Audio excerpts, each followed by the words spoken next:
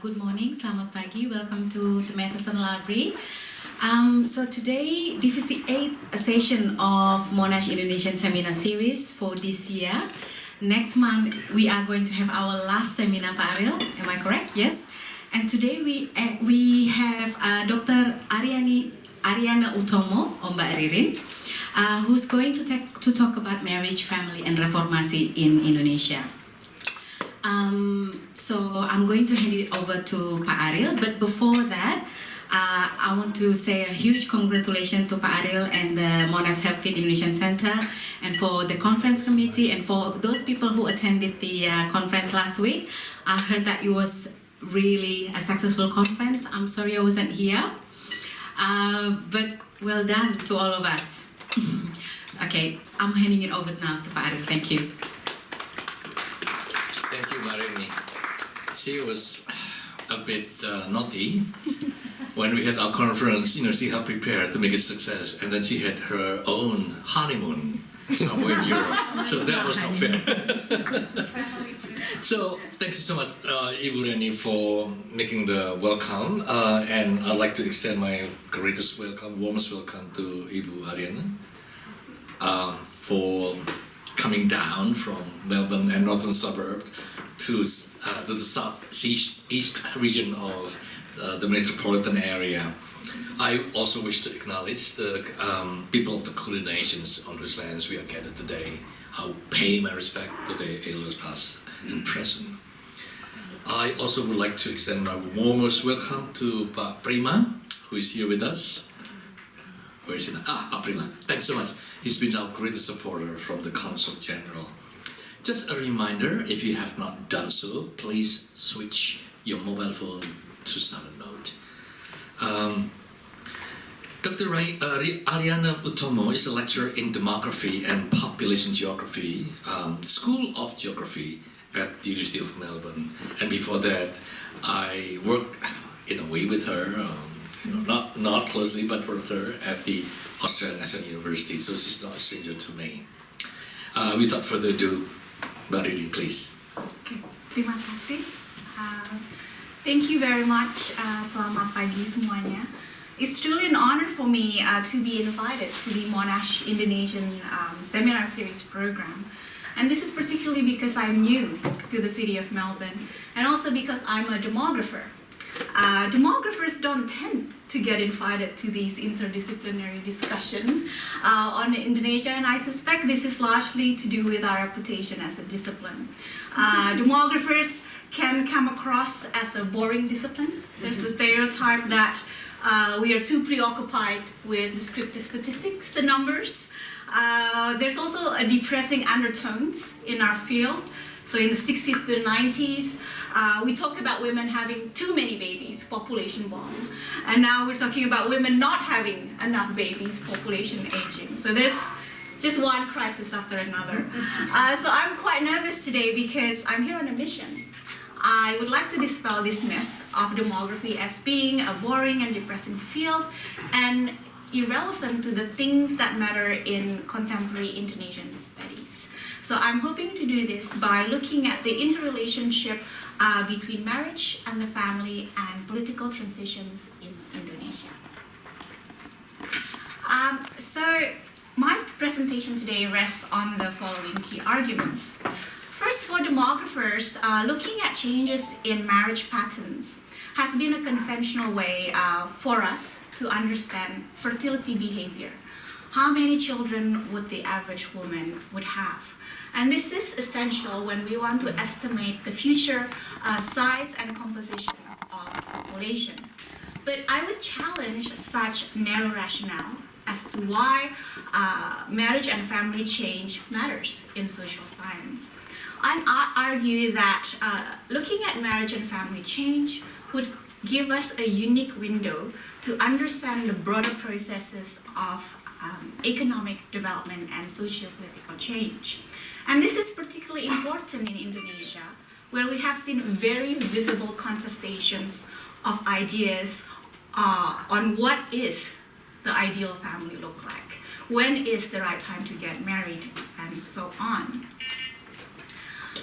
Indeed, a demographic perspective on marriage and family change is timely, given recent developments around the controversial draft penal code, ya Pak, RUU KUHP.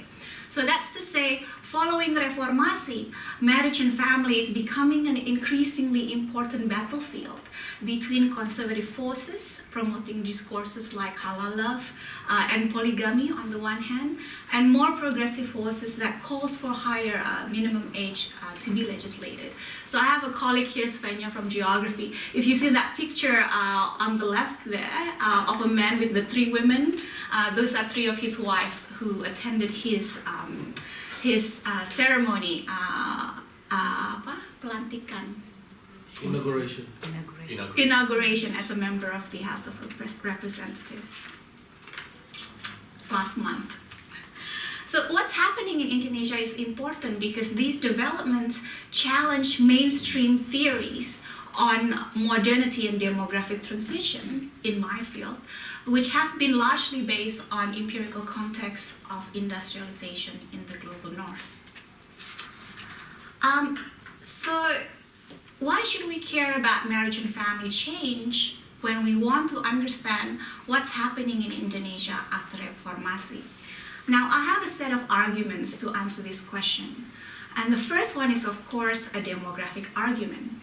Demographers care about marriage and family change because, as I said earlier, we want to estimate the size and composition of future population.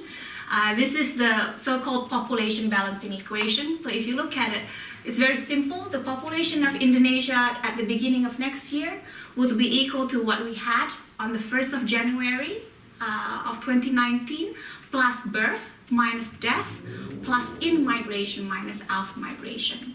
So demographers have been traditionally focusing on one particular indicator when looking at changing marriage pattern.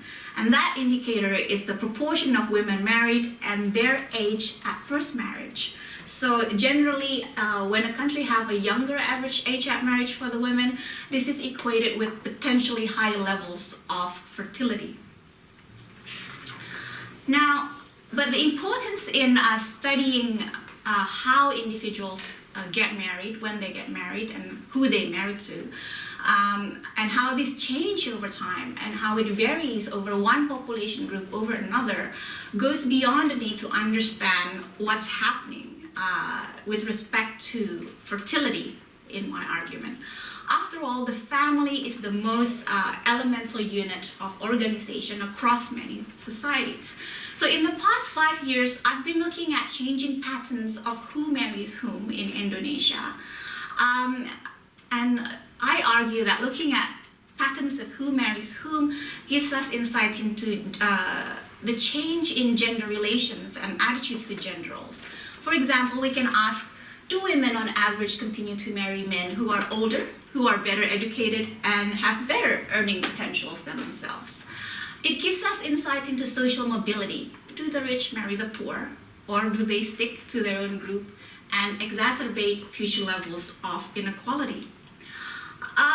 Understanding patterns of who marries whom in terms of race, ethnicity, and religion would also help us to understand the underlying nature of social stratification. And in the context of an ethnically diverse country like Indonesia, it could be a potential measure of openness and the relative strength of group boundaries. Now, in the case of Indonesia, we can safely assume that marriage has changed because women's roles and opportunities have changed. It's been almost a century since the novel Siti Nurbaya was published. And in the book, Siti Nurbaya ends up agreeing to marry a much older and abusive loan shark, Datuk Maringgi, so that he will forgive her father's debt. Now, in the minds of my contemporaries who probably watched the TVRI sinetron during that time, played by Novia Kolopaking, Siti Nurbaya is etched as a resemblance of a bygone era. We have supposedly moved away beyond the time when our parents had total control over our decision to marry, when women could not travel to faraway lands to pursue higher education, and when women would end up marrying much older and more financially established men. Nor do we arguably live in a time when status and ethnicity mattered much, as marriage no longer predominantly served as a primary tool for establishing or maintaining kinship alliance. But is that true? I said arguably because we still continue to see to this very day very clearly that for certain segments of our society, marriage continued to serve its function as a way of forming strategic alliance. So for the non-Indonesian studies specialists in the room, these are pictures of on the left is the wedding of a former president whose son married a former vice president's daughter.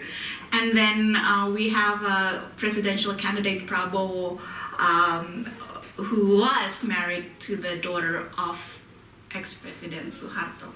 So in this manner, we can see that marriage is not only a primary side of biological reproduction, right, fertility and babies, but it is also a side of societal reproduction of economic and power inequalities.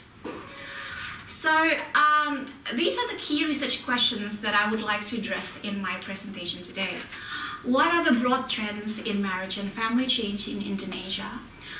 In what ways do trends in who marries whom reflect changing societal attitudes to gender roles, class, ethnicity, religion, and multiple dimensions of social identity?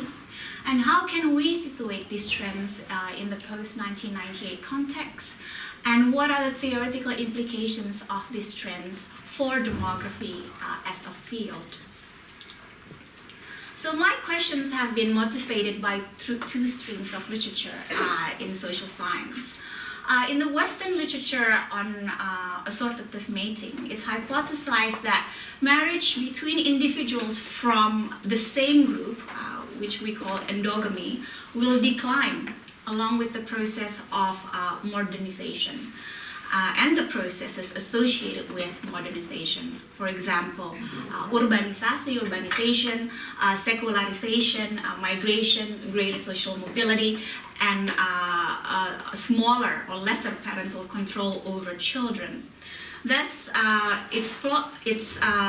we would hypothesize that in post-New Order Indonesia anyway, we would, for example, see more inter-ethnic marriage because of the air of optimism for a generally more open and tolerant society.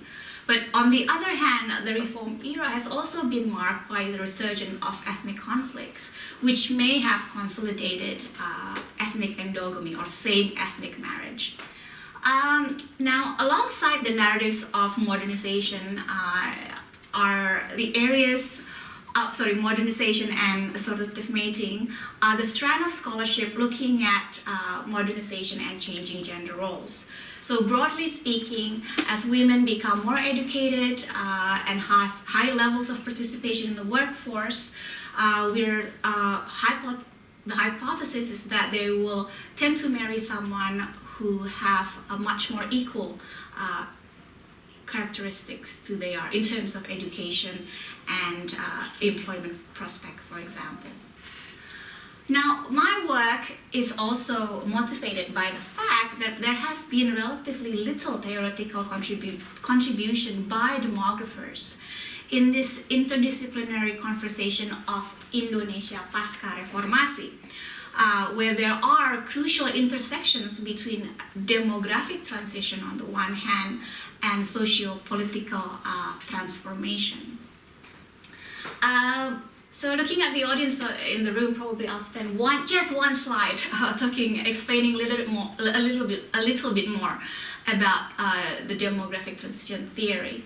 Now, the demographic transition theory is a model that tries to explain how a particular country moves, or a particular society or a particular region moves from having high levels of fertility and mortality to having low levels of fertility and mortality.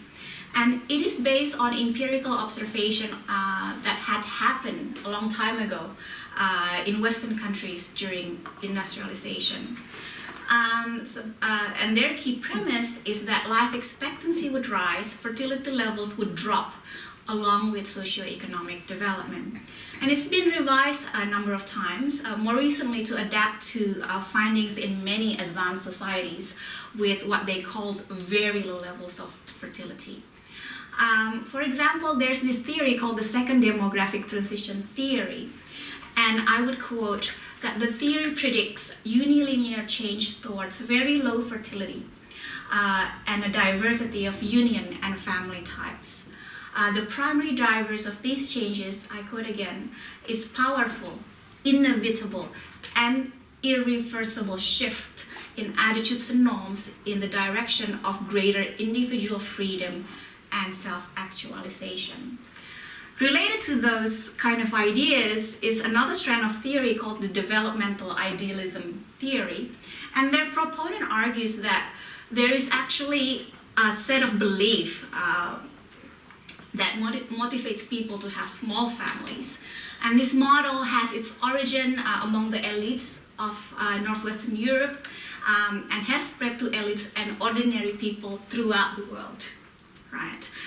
But, against all these ideas of a unilinear, irreversible shift in family patterns, we actually have seen the so-called conservative turn, not only in Indonesia, but also in places like Pakistan and Turkey when it comes to marriage and family norms. So I would hypothesize that actually marriage and family change is a non-linear process. It is country-specific. It will not always follow a unidirectional pathway, nor it is irreversible like the one that has unfolded in Northwestern Europe. So I use a mixed methods approach to look at marriage and family change in Indonesia. I mostly use secondary data sets from BPS, Bureau Pusat Statistics Indonesia, mainly using their Susana series, National Socioeconomic Surveys, and the population census. But today I will also share some insights from fieldwork that I did in Jakarta in 2015 and in July and September this year with other parts of Java with colleagues from UGM and Universitas Negeri Malang. And one of them is your brilliant student, Dr. Evi Eliana. I'm really happy to be able to collaborate with her. So I have divided my sections on findings onto two parts. The first one, I warn you, has a lot of figures. I'm really sorry, I could not get away from that stereotype of being a demographer. So in the first part, I will talk about the broad trends regarding fertility, timing of marriage, partnering patterns, but also, very interestingly, on divorce. Now, to a large extent, these trends are in line with what demographic and sociological theories had predicted, but we also see some unexpected developments. And I think that this has to do with the complex relationship between development, demography, and democracy that I mentioned about earlier. So let's have a look at fertility. Now, there has been a sharp decline in fertility between the late 60s to the early 2000s. And much of this is attributed to both Program KB, Family Planning Program, and socioeconomic development that took place during the New Order. But in the years that follow, we have seen so-called leveling off of total fertility rate above replacement level. I'm talking about this bit here. As you see, from 2000 onwards, there's been, fertility has hovered at around 2.4. So for the non-demographers in the room, what do I mean by replacement level? So replacement fertility rate is 2.1 children per woman, right? So it's the number of children that's required to replace mom and dad. One to replace the mom, one to replace the father, and the 0.1 to account for mortality risk. So 2.1 is the replacement level fertility rate, and it is also the target of fertility for Indonesia from BKKBN, National Family Planning Bureau. Yeah. Now, Professor Peter MacDonald had estimated that the TFR in Indonesia, the total fertility rate in Indonesia, is now about 2.4 children per woman, and it has stayed that way for quite some time. Another demographer, my mentor, Professor Terry Hall, suggests that there has been an upturn in fertility from 2.2 in 2002 to 2.5 in 2012. Now, what's happening in terms of fertility in Indonesia is in sharp contrast to what's happening in other parts of the region, in Singapore, in Thailand, and Vietnam, which has moved to below replacement level fertility. Malaysia, for example, their fertility reached replacement level in 2012, and it is forecast to move to 1.9 next year. So we're quite different to the rest. Some have seen such trends as not being a good signal. For example, the people at BKKBN, they're saying that it is potentially caused by the effects of decentralization on the provision of contraceptive. But these patterns of stagnation and fertility decline is in line with the proposition that the socio-political context after Reformasi helped to sustain the norms on the universality of marriage and the importance of having children. Now, the second indicator of family change is age at first marriage. Now, according to theory, people will keep on delaying getting married as time goes by, along with development and social change. But we've seen really weird patterns in Indonesia. We've actually seen a reversal in the trend, people getting married younger, but now it has since bounced back up. Now, there are speculation that attribute such temporary reversal in the age at first marriage as a reflection of the debates and the tensions around family values and moralities between, the more conservative forces and progressive forces in the post-Reformasi era. As you can see, for example, by these book covers and internet material promoting nikah muda, promoting hubungan yang halal, a halal relationship, and so on. So that's age at marriage and fertility. Now, what can the data on changing patterns in who marries whom tell us about social change in Indonesia? Now, first, let's have a look at the data on the age gap. Right? Remember I said this is no longer the zaman of the era of Datuk Maringgi and Siti Nurbaya. It still holds that on average, women tend to marry men who are older. But while women still tend to marry up in age, there is evidence to suggest that the age gap between husband and wife is getting smaller.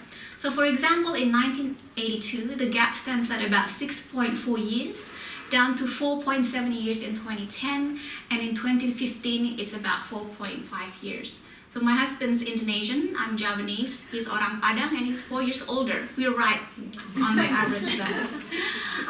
As you can see in this graph, among women who are married in 2015, the age gap is getting smaller with higher level of education. So these are the women with primary school qualification, and this is the average of the age gap for the women with high levels of education. So the more educated the women is, the smaller is the average age gap between the husband and wife. And this is interesting, right?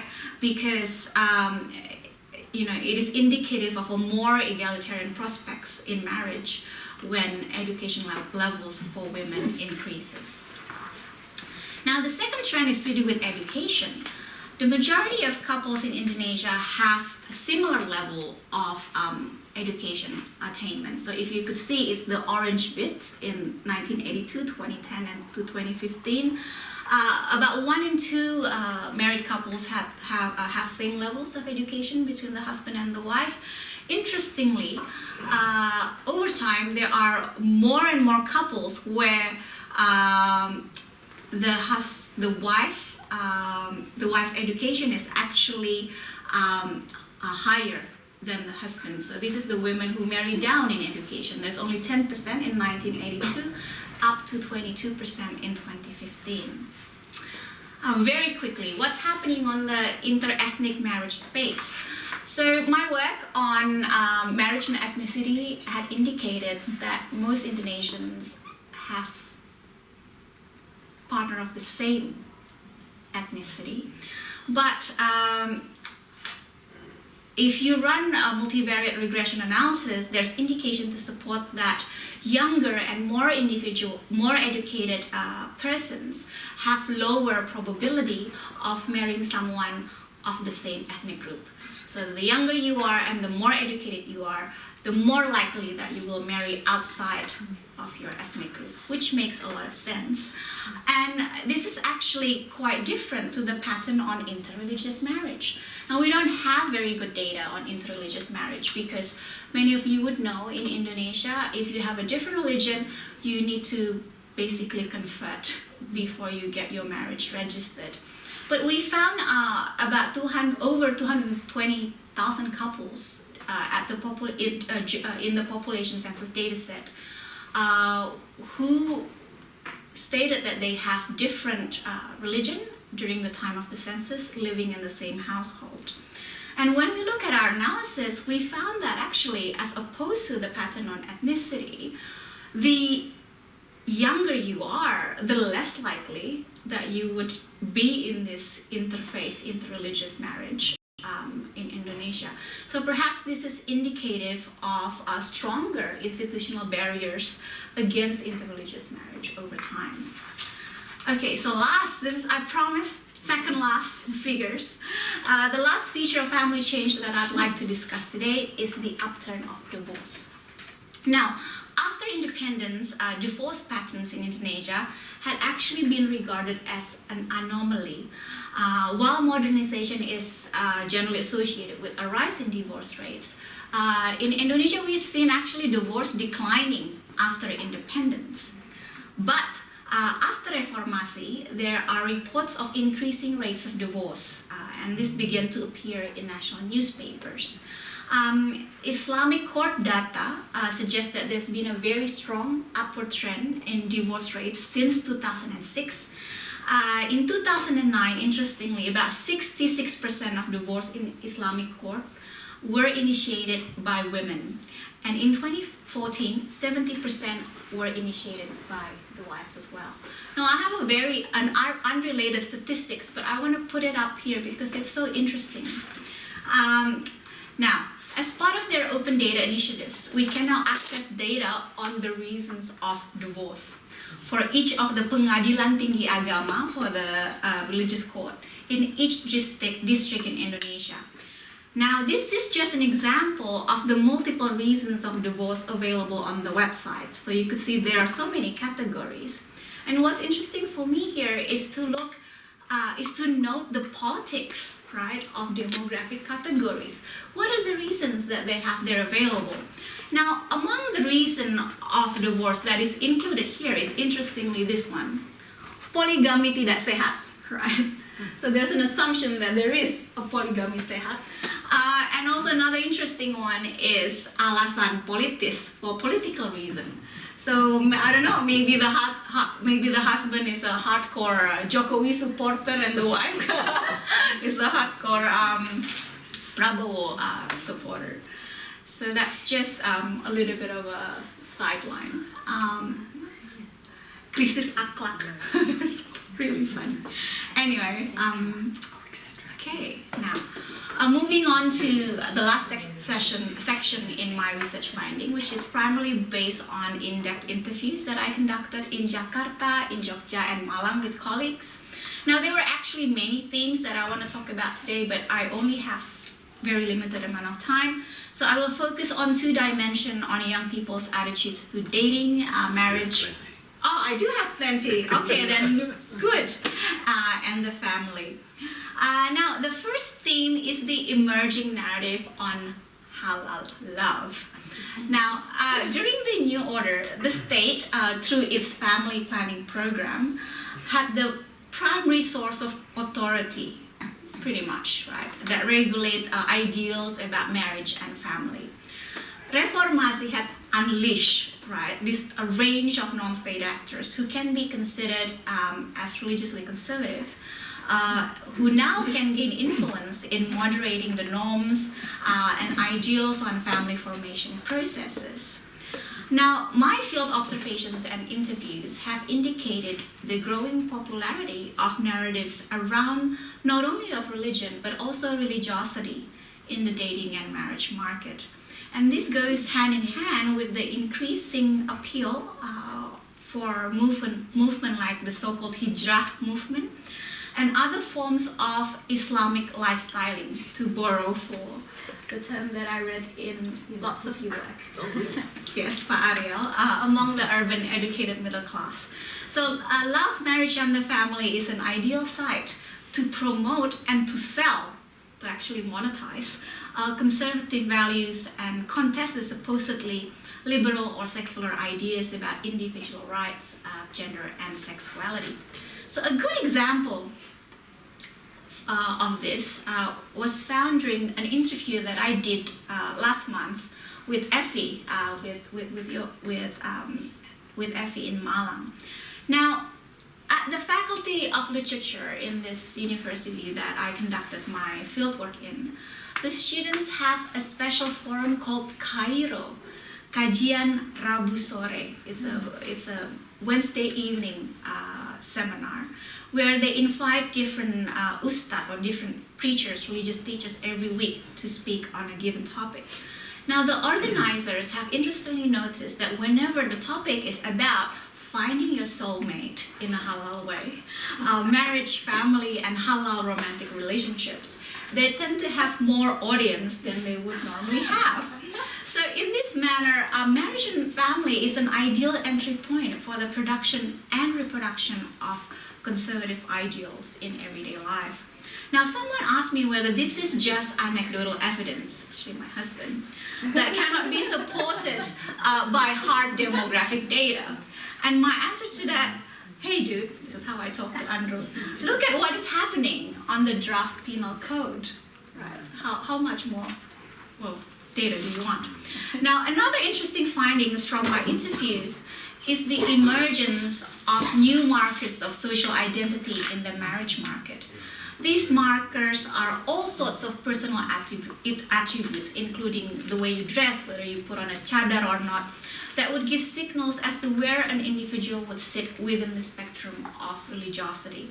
So one example was this respondent here who was sitting with her mother in the picture. So he's a new father, and they had pictures of a very popular Habib on their wall. He said that he first met his wife when he was at a restaurant with his mates. And he was very interested in her. And he noticed that she was wearing a pin. And the pin signaled that she was anak majelis, that she also follows another religious study group in the city. So he started looking at her on Facebook through mutual friends, and they started chatting online, and they sought the help and the blessing of the parents and their respective religious teacher before deciding to get married. Now, that last part of what I just told you is something that I find quite consistently throughout the interviews with young adults, in that parents, relatives, and religious authorities continue to play a significant role in young people's decisions on when they should get married and who they should get married to. So reflecting back to the demographic theories that I outlined earlier, yes, we do get a decline in fertility and smaller family size over time, but we don't see the complete retreat of parental and third-party influence in romantic decisions. I also observe very interesting patterns on the intersection between class, education, and ethnicity, and the increasing importance of the internet as a medium to seek and sort out romantic partners. But maybe we could talk more about that during question and answer time if you're interested. How many minutes do I have? 10. Good. Perfect for my conclusion. So in conclusion, to some extent, the trends in marriage and family after Reformasi do confirm some of the core assumptions that underpin Western-based demographic theories on marriage and family change. We do see smaller families, we do see slightly delayed age at marriage and increase in divorce. These are in line with the predictions of the second demographic transition theory. But there are other features of marriage and family change in Indonesia that do not nicely fit with had been predicted in our field. The continued universality of marriage and having children is evidenced by this fertility that you saw hovers above replacement level at about 2.4 in the last 2 decades. We've also not seen trends of marriage avoidance among young adults in Indonesia, and this is unlike what is happening in places like South Korea, Japan, Singapore, and Hong Kong. Now, while second demographic theory and modernity theories on marriage and family change had predicted secularization, we have actually seen the opposite in Indonesia. One, we see importance not only of religion, but also religiosity in the marriage market as an identity marker in the marriage market. And we've also seen the continued importance of parents and an added importance of the role of religious teachers as matchmakers in the marriage space. Now, and I think that much of the problem with past demographic theories on marriage and family change is that they focus too much on looking at the association between economic development, economic growth, and demographic change without really considering the socio-cultural and political processes that's been unfolding in places like Indonesia. So in closing, I think demographers have a lot of homework to contribute to the current discussions and debates on how marriage and family really matters in the context of socio-political change after reformasi and vice versa. The emergence of groups like AILA, Aliansi Cinta Keluarga Indonesia, and the more and more vocal opposition to homosexuality that we've seen in the controversial draft of the criminal code is indicative of the increasingly polarized norms on sexuality, marriage, and gender relations in the country. We've seen, the evidence of stalling development of the anti-sexual violence bill. So it seems that societal anxiety around sex, marriage, and the family is fast becoming a site of contestations. And the latest development in Indonesia suggests that marriage and family is a popular entry point for the commodification of religion and religiosity, targeted particularly at the young and educated urban middle class. And these development challenges much of the theories that underpin how demographers like myself understand the association between development and social change and demography. So that's all. Thank you. Fascinating talk. Thanks so much. I'm sure you have a lot of comments and questions to us. I'll have my microphone here. If you wish to start, please raise your hands, identify yourself, and you can say whether you are commenting or asking questions. Anyone? Yes, start with Meg. Hi, Meg Downs. Thanks, Ruren. I love your presentations.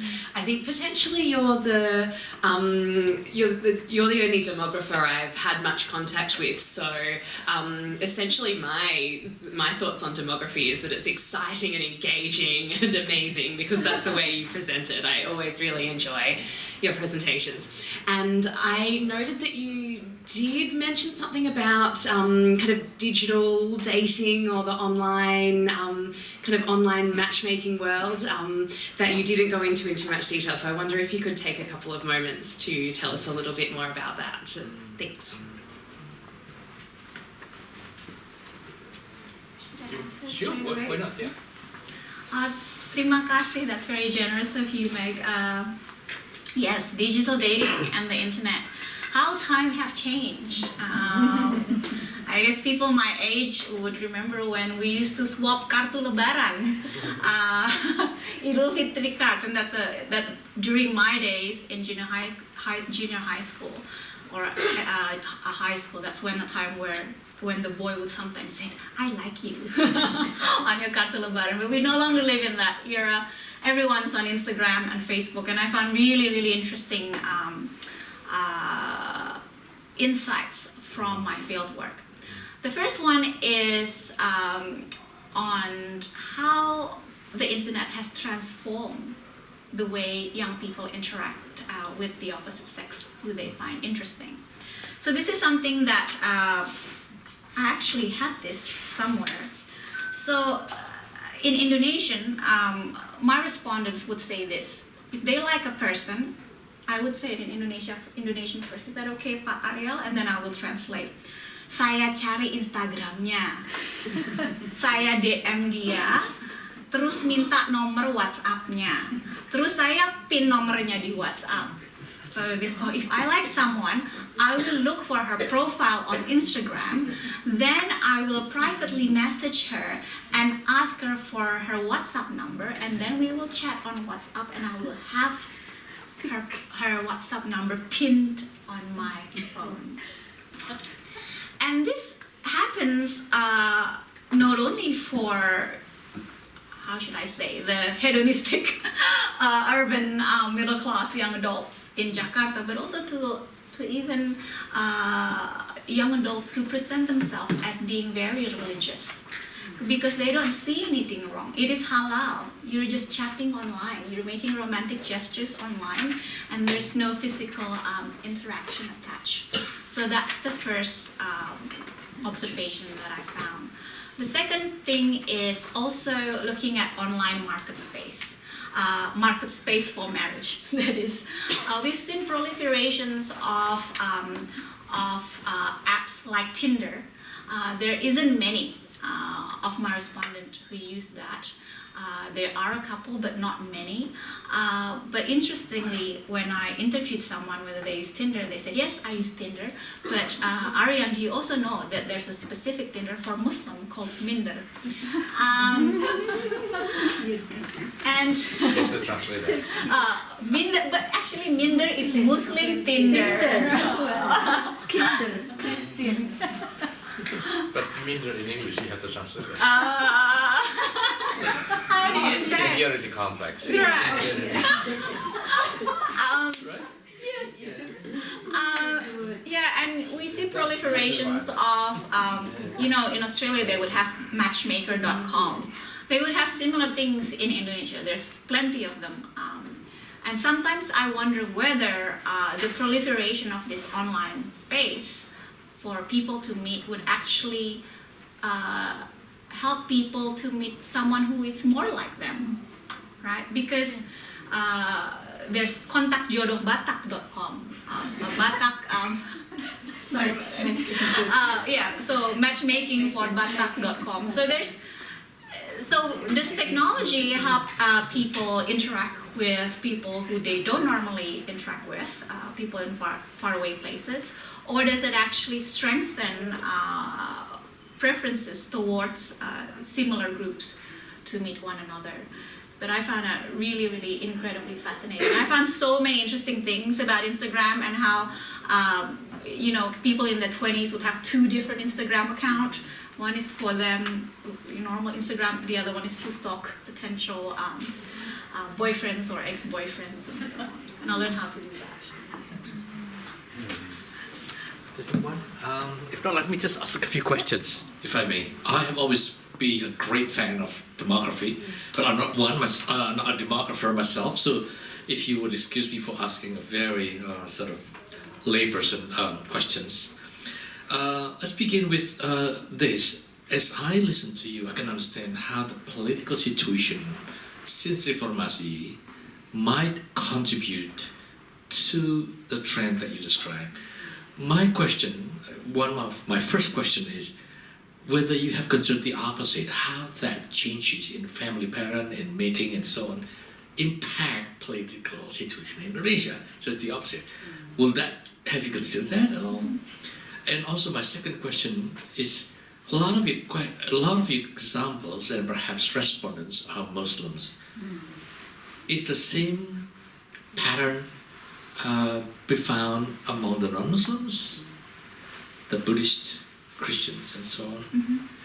And finally, sorry to ask you so many questions. Yeah. We have also noticed, and you have mentioned a number of times in your presentation, the rise of what a friend of mine started as never married persons. instead of unmarried, but it's never married. And then how the growth of that number, plus the assertive movement of the non-heterogeneous relationships have become. How do they interact with each other? How do they challenge? Are they being ignored in this among the demographers in the topic of your study, or is this quite a complete set of research that requires a different sort of seminar? So thank you. Thank you so much.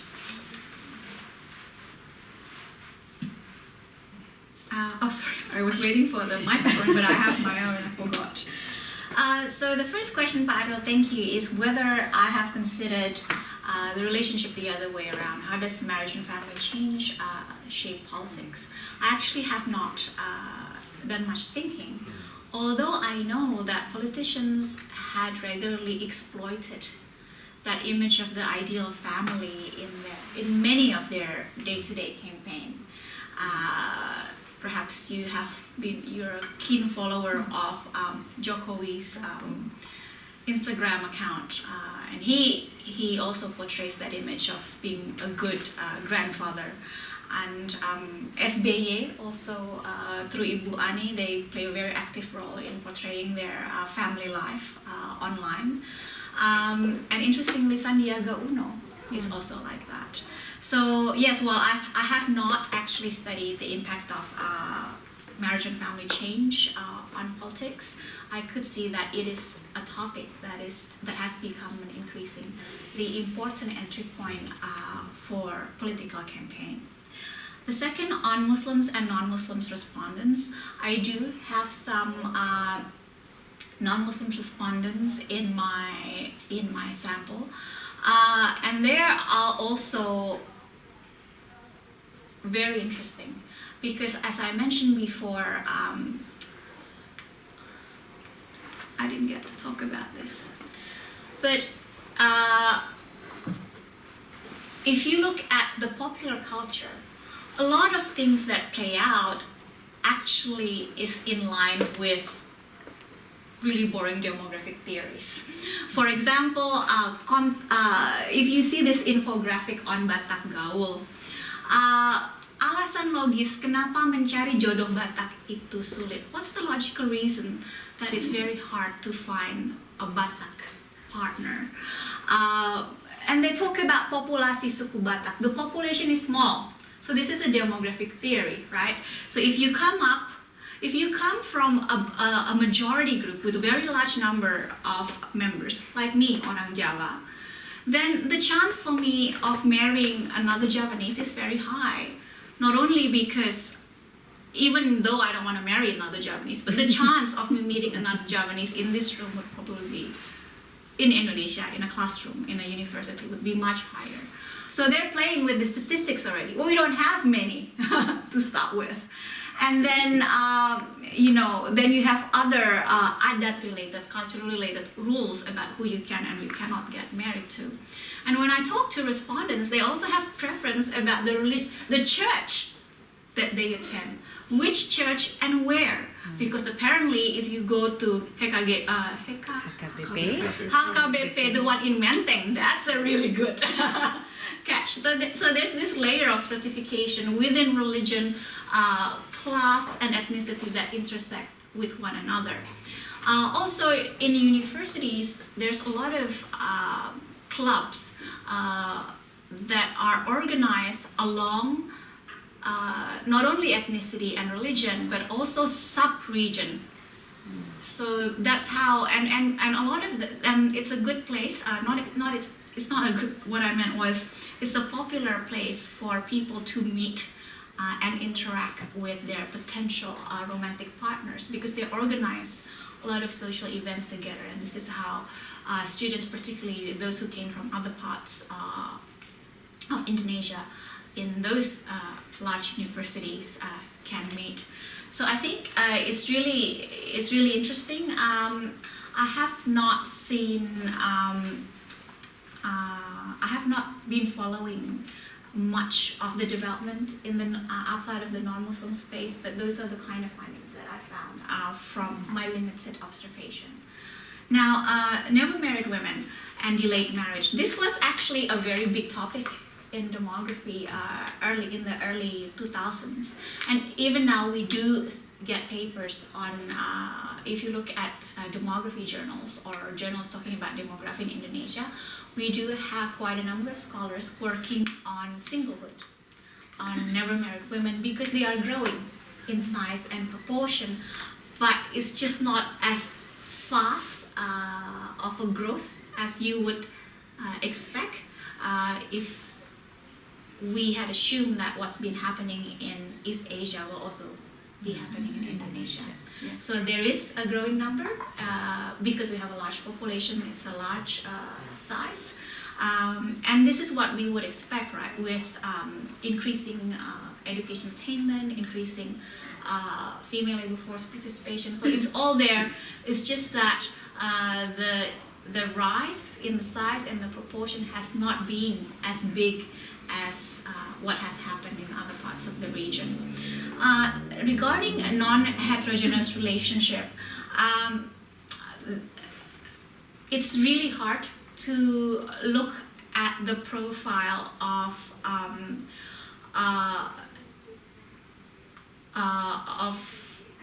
non-heterosexual marriage through the census data, just because I don't have access to that data. And I'm guessing that demographers working on this kind of topic will need to use other forms of data source.